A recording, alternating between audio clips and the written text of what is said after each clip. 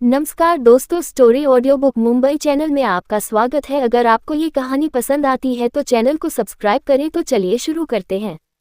France के villa में। अगले दिन फ्रांस के विला में हर्षवर्धन और अनाया एक दूसरे की बाहों में बाहर डालकर सोए हुए थे। हर्षवर्धन अपनी बीवी को उठाते हुए बोला, बीवी देखो कितना अच्छा व्यू दिख रहा है। अनाया नामे सिर खिलाते हुए वापस हर्षवर्धन की बाहों में मुंह छुपाते हुए सो गई। हर्षवर्धन जबरदस्ती उसे उठा रहा था। दरअसल अनाया की मेडिकेशन चल रही थी और उसे कुछ दवाएं लेना जरूरी थी। खास करके उसे सुबह की कुछ एक्सरसाइज जरूरी थी उसकी हेल्थ के लिए। और अनाया हर रोज सुबह उठने में नखरे दिखाती थी। जो लड़की सुबह सुबह 5 बजे किसी मुर्गे की तरह उठ जाती थी, उसे अब सुबह 10 बजे भी उठने में आलस आता था। ये सारे उसके प्रेगनेंसी के साइड इफेक्ट थे। हर्षवर्धन खुद उसे उठाकर वॉशरूम में ले गया और उसे नहलाकर एक लेजी सा क्यूट रैबिट ड्रेस पहनकर वापस नीचे लेकर आ गया। आज दोनों ने ही बिल्कुल कैजुअल कपड़े पहने हुए थे। सुबह सुबह अनाया ने जबरदस्ती हल्की फुल्की एक्सरसाइज की और सुबह की दवाई वह मुंह बिगाड़ते हुए पीती है। और फिर ब्रेकफास्ट खाने के लिए टेबल पर बैठ गए। वही ब्रेकफास्ट देखकर पहले तो अनाया ने मुंह बिगाड़ लिया, क्योंकि वहां पर इंडियन ब्रेकफास्ट के साथ साथ फॉरेन ब्रेकफास्ट भी रखा हुआ था।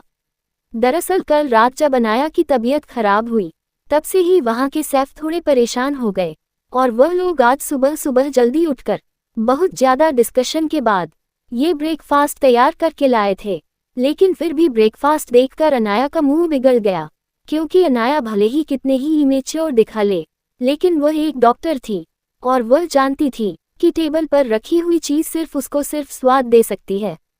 अगर उसने इसमें से कुछ भी खा लिया तो थोड़ी ही देर वो मेन होकर निकल जाएगा। अनाया मुंह बिगाड़ते हुए बोली, मेरा ब्रेकफास्ट कहाँ पर है? तो बटलर आगे आते हुए बोला, मैडम क्या आपको इसमें से कुछ पसंद नहीं आया? आपको जो खाना है वो साफ अभी बना देंगे, आप सिर्फ बोलिए। वही यह सुनकर अनाया गहरी सांस लेकर बोली, ऐसा नहीं है कि आप लोगों का ब्रेकफास्ट अच्छा नहीं है, लेकिन मैं अभी इसे नहीं खा सकती।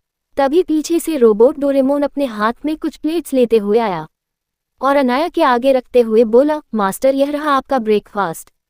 वही उसे देखकर अनाया की आंखों में 440 वोल्ट का बल्ब जल गया। दरअसल अनाया का ब्रेकफास्ट ना ही इंडियन था ना ही वेस्टर्न था, लेकिन वह दोनों का कॉम्बो था। यहाँ तक कि हेल्दी के साथ साथ वह कम मसाले वाला था। और सबसे बड़ी बात, वह काफी क्यूट तरह से डेकोरेट किया गया था। वही उस ब्रेकफास्ट को देखकर वहां खड़े शेफ को ऐसा लगा जैसे किसी ने उसे तमाचा मार दिया हो। उन लोगों की हालत अनाया भी समझ गई, लेकिन वह बेबसी से उन लोगों को देख रही थी। वह जानती थी कि वहां के नौकरों ने और शेफ ने काफी मेहनत की थी उसे खुश करने के लिए, लेकिन ऐसा नहीं था कि अनाया उनके एफर्ट्स देख नहीं रही थी, लेकिन वह अपनी प्रेगनेंसी की हाथों मजबूर थी। तभी हर्षवर्धन अनाया को प्यार से देखते हुए उसका सर सहलाते हुए बोला, तुम चिंता मत करो, तुम खा लो, यह उनका काम है। फिर बटर की ओर देखकर बिना इमोशन के बोला, आगे से अनाया की डाइट की चिंता तुम लोग मत करना, उसके लिए टीम मेरे साथ ही आई है। वो अभी प्रेग्नेंट है और उसकी मेडिकल कंडीशन कुछ स्पेशल है, इसीलिए उसका खाना और देखभाल थोड़ी अलग तरह से की जाती है। दूसरी टीम को पहले से ही सारी चीज पता है, तुम लोग बस उसकी मदद करना, उसे जो चाहिए वो प्रोवाइड करवा देना। वही बटलर सिर झुकाकर बोला, जी बस जैसा आप कहे वैसा हो जाएगा। फिर चेहरे पर मुस्कान लाते हुए आगे बोला, वैसे बॉस आपको और मैडम को बेबी के लिए मुबारक।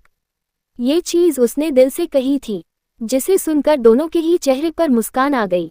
स्टाफ भी खुद था अपने लिटिल बॉस के इंतजार में। वही जैसे ही उन लोगों का ब्रेकफास्ट खत्म हुआ, हर्षवर्धन अनाया को लेकर गार्डन में चला गया। थोड़ी देर चलने के बाद अनाया मुंह बिगाड़ते हुए बोली, बस बहुत हुआ, अब मैं नहीं चल पाऊंगी। वह दोनों ही अंदर आ गए और अनाया ने हर्षवर्धन के कंधे पर सिर टिकाए हुए कहा, वैसे अभी तुम कुछ ज्यादा ही थके हुए हो, क्या तुमने कल रात नींद नहीं ली?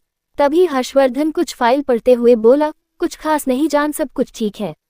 मुझे पता है तुम कल फ्रांस की कर्ट हालत एनालाइज कर रहे थे, लेकिन तुम्हें इतना स्ट्रेस लेने की जरूरत नहीं है, सब कुछ ठीक हो जाएगा। तभी सेक्रेटरी बेला और सेक्रेटरी रजत वहां आते हैं। उन दोनों को एक साथ देखकर हर्षवर्धन बोला, क्या बात है? तो सबसे पहले सेक्रेटरी रजत इन्फॉर्मेशन देते हुए बोला, बॉस आपके आने की बात फ्रांस के किंग को पता चल चुकी है और उनके कुछ बारिश आपसे मिलने के लिए यहाँ आ रहे हैं। आपका सपोर्ट हासिल करने के लिए।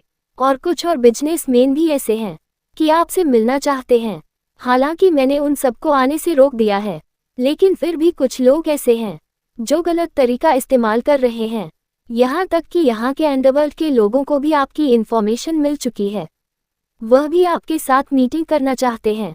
वही पूरी इन्फॉर्मेशन पढ़ने के बाद हर्षवर्धन गंभीर आवाज में बोला, ठीक है, इस बारे में हम बाद में बात करेंगे। पता करो कि क्या सच में कोई जनरल बहुत बुरी तरह से घायल है जिसे सर्जरी की जरूरत है। उस इन्फॉर्मेशन का क्या हुआ? क्या ये बात सच है? ये सुनकर सेक्रेटरी रजत बोला, जैसा कि आपने इन्फॉर्मेशन दी थी, मैडम को ईमेल आया था। हमें ये तो पता है कि सच में किसी को सर्जरी की जरूरत है, और जिस इंसान को सर्जरी की जरूरत है वह काफी ऊंची पोजीशन पर है। यहाँ तक कि उनकी इन्फॉर्मेशन भी बाहर नहीं भेजी गई। जहाँ तक मुझे पता है, उनका मेडिकल रिपोर्ट में जो इन्फॉर्मेशन थी वह भी सिर्फ टेम्पररी थी। मुझे नहीं लगता कि वह भी सच है। इस चीज को काफी अच्छी तरह से छुपा कर रखा गया है। यहाँ तक कि फ्रांस की गवर्नमेंट भी उसे इंसान को प्रोटेक्ट कर रही है, या फिर कह सकते हैं उन्होंने गवर्नमेंट के साथ कोई समझौता किया है। वही यह सुनकर हर्षवर्धन गहरी सांस लेता है। अनाया की आंखें भी छोटी हो गई, क्योंकि इससे पहले भी कई बार ऐसा हुआ था कि कई अमीर और ताकतवर लोगों ने डॉक्टर एना से इलाज करवाने के लिए झूठ बोला था। लेकिन डॉक्टर एना की टीम बहुत ज्यादा सतर्क थी। वह पहले ही पेशेंट की सिचुएशन एनालिसिस कर लेते थे और वह लोग उनके जाल में नहीं आते थे। लेकिन इस बार सिचुएशन कुछ अलग थी। तभी अनाया बेला को देखते हुए गंभीर आवाज में बोला, मास्टर, ज्यादा कुछ पता नहीं चला है। जितना मिस्टर रजत को पता चला है उनसे भी कम चीजें हमें मालूम चली है। जैसे कोई हमारे लोगों से ही इन सभी चीजों को बहुत अच्छे से छुपा रहा है। लेकिन हमें कुछ और भी पता चला है। ये सुनकर अनाया की आंखें छोटी हो गई, क्योंकि बेला कुछ कहने से डर रही थी। जरूर बात कुछ और है। इसीलिए अनाया बोली, ठीक है, बताओ बात क्या है। छुपाने की कोई जरूरत नहीं है। बेला गंभीर आवाज में बोली, मास्टर, अपने बॉस के दुश्मनों पर भी नजर रखने के लिए एक टीम को कहा था। हमें इन्फॉर्मेशन मिली है कि फ्रांस के किंग कोई चाल चल रहे हैं, वह भी खास करके बॉस के खिलाफ। क्योंकि फ्रांस के गवर्नर भले ही किंग के साथ दिख रही है, लेकिन वह है नहीं। वह पहले ही किंग के खिलाफ जा चुकी है और वह किंग की पावर को दबा रहे हैं।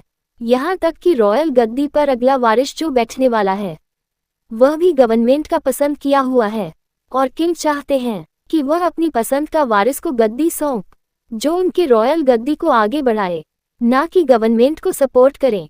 और जहां तक मुझे इन्फॉर्मेशन मिली है, गद्दी के लिए जो बहस चल रही है वह बस नाम की है। असली बहस तो गवर्नमेंट और किंग के बीच चल रही है, और टकराव भी। और मुझे लगता है कि इतना बोलकर वह खामोश हो गई। तभी अनाया अपनी खतरनाक आवाज में बोली, क्या वह लोग हर्षवर्धन को मजबूर करना चाहते हैं उनके साथ देने के लिए? क्योंकि गवर्नमेंट हर्षवर्धन के खिलाफ नहीं जा सकती। ये कहते हुए उसके आसपास का ऑरा भी खतरनाक हो गया था, क्योंकि अनाया को ये बिल्कुल बर्दाश्त नहीं था कि कोई भी उसके हब्बी के लिए मुसीबत खड़ी करे या फिर उसे धमकाने की कोशिश करे। वही बेला की बात सुनकर रजत थोड़ा चौंकते हुए बोला, लेकिन हमें ऐसी कोई इन्फॉर्मेशन नहीं मिली। हर्षवर्धन भी यह बात जानकर थोड़ा चौंक गया था, क्योंकि उसे भी सच में ऐसी कोई इन्फॉर्मेशन नहीं मिली थी, न ही उसे इस बात के बारे में कुछ भी पता था। अगर बेला अभी नहीं बताती तो उसे पता भी नहीं चलता, और शायद वह प्रॉब्लम में भी फंस सकता था। तभी अनाया कुछ सोचते हुए बोली, जाहिर सी बात है तुम्हें इन्फॉर्मेशन नहीं मिली, क्योंकि यह इन्फॉर्मेशन खास करके तुम लोगों से छुपाई जा रही थी। वह तुम लोगों के खिलाफ बहुत ज्यादा सतर्क थे, इसीलिए तुम्हें कोई भी इन्फॉर्मेशन नहीं मिली। जैसे उसे घायल जनरल के बारे में बेला को कोई इन्फॉर्मेशन नहीं मिली, क्योंकि मेरे लोगों से वह इन्फॉर्मेशन छुपा रहे थे। इतना बोलकर वह चुप हो जाते हैं। तभी हर्षवर्धन कुछ सोचते हुए बोला, ठीक है, तो हम आगे से अपना काम बांट लेते हैं। ये सुनकर अनाया उसे घूरते हुए बोली है, क्या मतलब है हर्ष आपका?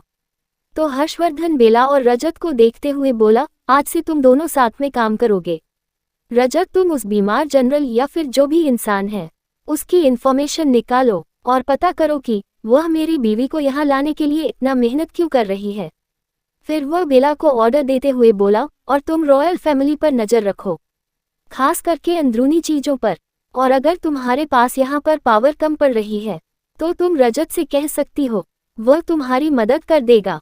वही यह सुनकर अनाया गहरी सांस लेकर बोली, तुम्हें उसे कहने की जरूरत नहीं है। जितनी पावर बेला के पास अभी फ्रांस में है, उतनी तुम्हारे पास भी नहीं है। एक हेडक्वार्टर मेरा यहाँ पर भी है, इसलिए तुम चिंता मत करो। अगर तुम्हें मदद चाहिए तो बेला रजत की मदद कर देगी। फिर वो बेला की ओर देखकर बोली, जैसा तू हे हर्ष ने कहा है वैसा ही करो, और तुम दोनों जाओ यहाँ से। ये सुनकर ही बेला और रजत वहाँ से चले गए। उनके जाने के बाद हर्षवर्धन बोला, बीवी मुझे नहीं पता था कि तुम्हारी पावर फ्रांस में भी इतनी ज्यादा पावर है। ये सुनकर अनाया गहरी सांस लेकर बोली, मेरी पावर पूरी दुनिया में फैली हुई है, बस मैंने उसे टुकड़ों में बांट दिया है। ये सुनकर हर्षवर्धन बोला, बीवी कहना क्या चाहती हो? तो अनाया उसे घूरते हुए बोली, ये बात तो तुम्हें भी पता है कि जितना बड़ा अंपायर उतना ही वह ताकतवर होता है। जैसे जंगल का राजा पूरे जंगल पर राज करता है क्योंकि उसके पास ताकत होती है, लेकिन अगर हम ताकत को टुकड़ों में बांट दे तो वह उसे भी ज्यादा खतरनाक हो सकती है। मुझे पता है कि अगर मैं अपनी सारी पावर को एक ही अंपायर में डाल दिया तो वह लोगों की नज़रों में आ जाएगी, और मैं नहीं चाहती थी कि मैं वक्त से पहले लोगों की नज़रों में आऊं। इसीलिए मैंने कई सारे अंपायर खड़े किए, लेकिन छुपकर उन सबका अपना हेडक्वार्टर है, और वह सभी लोग मेन हेडक्वार्टर पर रिपोर्ट करते हैं, और मेरे लोग दुनिया की नज़रों में नहीं आते। वह बस आम लोगों की तरह छुपकर रह जाते हैं, जैसे तुम्हारे लोग दुनिया की नज़रों में आते हैं, क्योंकि तुम्हारे पास बहुत बड़ा अंपायर है। ये सुनकर हर्षवर्धन उसे घूरते हुए बोला, वैसे मेरी बीवी कुछ ज्यादा ही स्मार्ट है। ये सुनकर अनाया उसको होठों पर किस करते हुए बोली, बिल्कुल मेरे हब्बी की तरह। फिर वह सीरियस आवाज में बाहर देखते हुए बोली, मैं चाहती हूँ कि तुम दुनिया पर राज करो, वह भी किंग बनकर, और मैं तुम्हें पीछे से सपोर्ट करूंगी, तुम्हारी बैकबोन बनकर। वही उसकी बात हर्षवर्धन के दिल को बहुत ज्यादा छू गई। आज तक किसी ने उसे इतना अच्छा महसूस नहीं करवाया था। जाहिर सी बात है, हर कोई बस उसे छीनने आता था, कुछ मांगने आता था, उसकी मदद लेने आता था, लेकिन किसी ने यह नहीं कहा अंडस्को कि तुम आसमान की ऊंचाइयों को छुओ।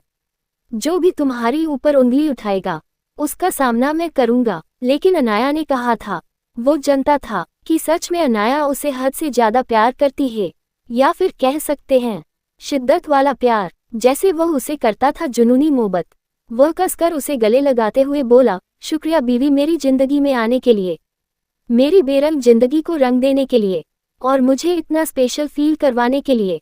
वही उसको इमोशनल होता हुआ देख अनाया उसे किस करते हुए बोली, अभी ज्यादा इमोशनल मत बनो, सब कुछ ठीक है, चलो देखते हैं यहाँ पर और क्या नई चीज है हमारे लिए। क्या फ्रांस में वो लोग पड़ेंगे मुसीबत में? किसका साथ देगा, हर्षवर्धन किंग का या फिर गवर्नमेंट का? और क्या नई मुसीबत उनकी इंतजार कर रही है? अगर आपको अगला एपिसोड चाहिए तो लाइक करें, कमेंट करें और चैनल को सब्सक्राइब करें।